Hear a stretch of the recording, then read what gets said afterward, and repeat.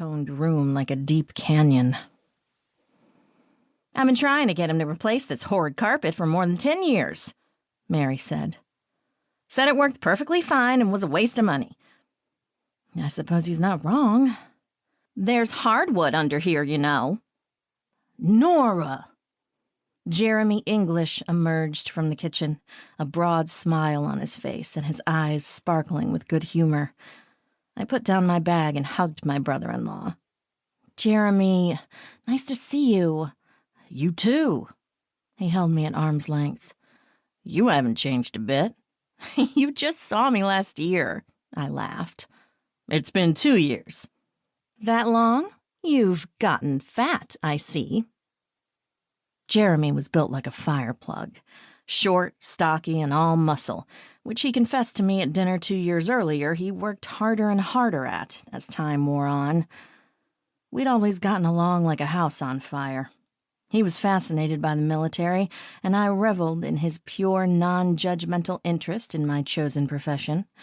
He'd understood when I'd left the service after 10 years, but hadn't shown nearly as much interest in my career as a technical writing translator. Still, when he was in D.C., we always found time for dinner or a cup of coffee. "Where are the kids?" Mary snapped. Jeremy's smile barely slipped, but his eyes dimmed, and his sigh was almost inaudible. "Outside with Dormer, feeding the chickens. How was your trip, sis?" "Flight was good, but Austin traffic was atrocious." "Welcome to the fastest-growing city in the country." He picked up my bag and turned away, boxing out Mary. "Your room?" I shrugged and nodded, sending signals as mixed as my emotions. "There she is!" A fat woman wearing a leopard print caftan waddled into the room, arms outstretched. My face split into a grin. "Emma Dean." My aunt enveloped me in her wonderfully comforting embrace. I closed my eyes and inhaled shower-to-shower talcum powder and White Diamond's perfume, the scent of childhood comfort for scraped knees and barbed wire fence scratches, a broken arm from being pitched from an ornery horse named Tinker.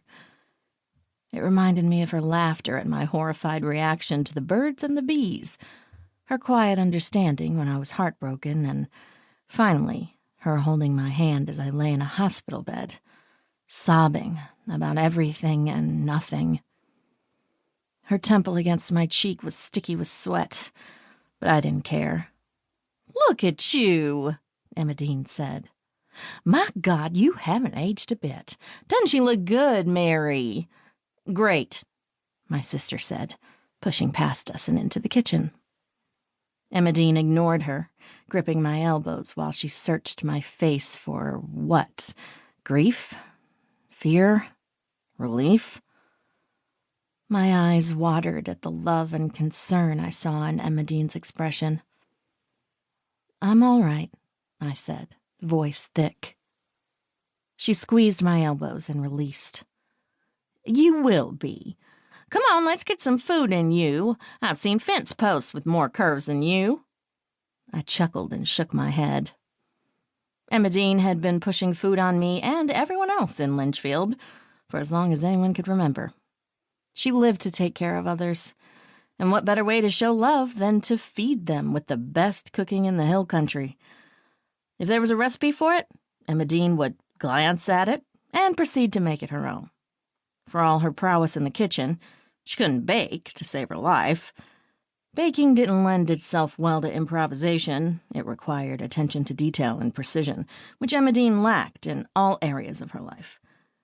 It had fallen to me to save our weekly family Sunday after-church meals from Emma Dean's box brownies and slice-and-bake cookies, because going without dessert was not an option. Looking at the spread of food in the kitchen, including cakes, pies, cookies, and kolaches, I knew the church ladies had rallied the troops as soon as news of Ray Noakes's unfortunate accident had spread. Mary shoved a red velvet whoopie pie in her mouth when I entered the kitchen. She ate it almost defiantly, as if she wanted me to judge her and find her lacking. I picked up my own and took a bite.